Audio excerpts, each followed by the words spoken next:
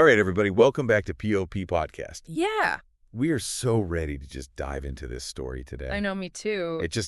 It hit us in all the feels, and we just knew we had to share it with you. Right. You know, we love to kind of go beyond the headlines and see what's really going on with people. Yeah, take a deeper dive. Yeah, and this story with James Van Der Beek just had so many layers. So many layers and so many things that I think all of us can relate to. Absolutely. So we're talking about James Van Der Beek, of course, who, Dawson, right? from Dawson's Creek. Mm-hmm. I mean, who doesn't love that show? Oh my gosh, it's a classic. Total classic. And he's been going through a lot lately. And he was really open about sharing his journey with this colorectal cancer diagnosis. Yeah.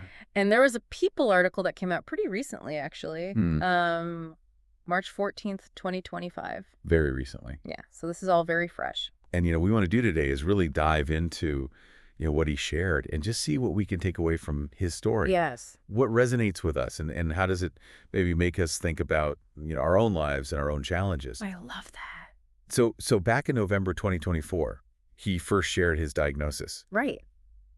But what really stood out to us was this Instagram video that he posted. Yeah, huh? Right around his birthday. I saw that. Which was March 8th. 2025. Yeah. What a way to celebrate a birthday. I know. But he titled the video, What Cancer Taught Me. Oh, wow. Like, you just know it's going to be deep. When you see a title like that, you got to watch it. Absolutely. Yeah. And right away, he talks about how this past year has been the hardest year of his life. Wow. Which, you can only imagine going through something like that. Right. But he starts talking about how he used to define himself. Okay, interesting. And especially when he was younger, he really thought of himself as an actor. Of course. Yeah. And he even mentions Dawson's Creek. Oh, I love that he brought that up. Right, because that's like what we all know him from. Yeah, it's iconic. Uh-huh. But he said that defining himself that way as just an actor, it was never really that fulfilling. Oh, that's interesting. And it makes you think, right? Like, how many of us define ourselves by our jobs? Oh, totally. Or what we do. All the time. Instead of, who we really are. Right. And for somebody like him who's achieved so much success as an actor, you think that would be enough. Right, exactly. Well, clearly it wasn't. Right. And then he goes on to talk about, as he got older, he really found himself finding more fulfillment. Okay, yeah. In being a husband and a father. Yeah. Being a provider, a strong, capable, loving, supportive person. Mm-hmm. And even like a steward of the land, which I thought was really interesting. Yeah, I wonder what that looks like for him. Right, like I picture him, out there with his hands in the dirt gardening. Yeah, connecting with nature. Yeah, exactly. That's cool. And we know that he's married to Kimberly. Mm. Her maiden name was Brooke. Okay.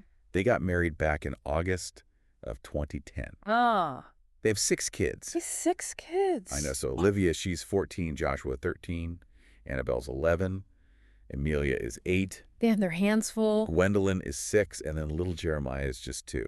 Oh my gosh, what a beautiful family. So you can really see, how being a husband and a father became like so central to who he was. Right. But then everything changed when he was diagnosed with colorectal cancer. Right. In November 2024. Uh-huh. And this is where things get really real. Yeah. He talks about having to look his own mortality in the eye. Wow, yeah. Which is like a phrase that you don't hear very often. No, but it's so powerful. Well, it is. It really makes you think about, your own life. Yeah, that we're not going to be here forever. Right. And he talks about how this diagnosis, it stripped away all those roles that he had, that he defined himself by. Like the husband, the father. Yeah, the provider, the steward. Because he was going through treatment. He couldn't, fulfill those roles in the same way. Right. And he gives these really specific examples. Like, he couldn't be there, for his wife in the same way.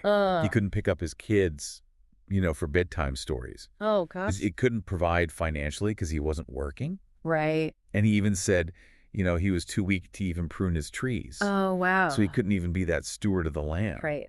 And it's so powerful because it shows you how much our identity is tied to what we do. Absolutely. What we can contribute. Yeah. And then he talks about how he had to kind of go inward.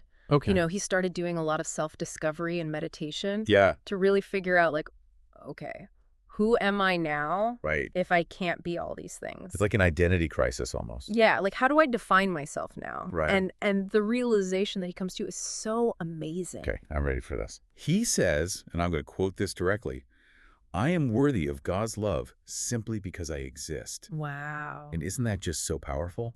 Yeah, that's amazing. It's like it cuts through all the noise, all the stuff that we think we need to do doing the to achievement. be worthy. Yeah. It's like, no, you're already worthy. Just because you are. Simply because you exist. Yeah. And then he goes on to say, and if I'm worthy of God's love, shouldn't I also be worthy of my own?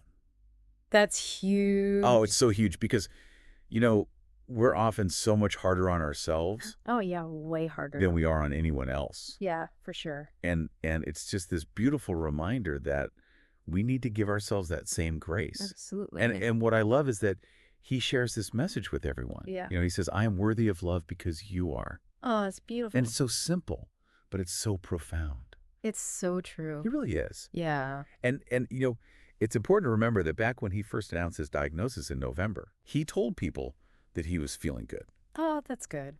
and that he was taking steps to address it with his family. Okay. And he was optimistic, That's great to hear. which is just Oh, yeah. incredible. Yeah. To be going through something so difficult Right. and still have that hope. Yeah, you have to. You do, you have to. Yeah. So before we go any further, we just want to say that if you're enjoying this conversation, Yeah. if this is resonating with you, Please. we would love it if you would like and subscribe. Yeah. Hit that button. It really helps us out, It does. and it helps us bring you more of these stories. More deep dives. More deep dives, Yeah. exactly. So, we've been talking about James Van Der Beek and his journey, and I think the biggest takeaway here is this idea of inherent worthiness. Absolutely. You know how he went through all these challenges and it really stripped away Yeah. all those external things that he used to define himself by. Right. And it forced him to confront, who he was at his core. Right. And through that, he discovered that he was worthy Yeah. just because he was. Simply because he exists. Exactly. Yeah. So it really makes you think, doesn't it, It does. about how we define ourselves. Yeah. Like, what are those things that we cling to? Yeah. Those roles, those achievements. The external stuff. Yeah, and what would happen if those were suddenly taken away? Yeah.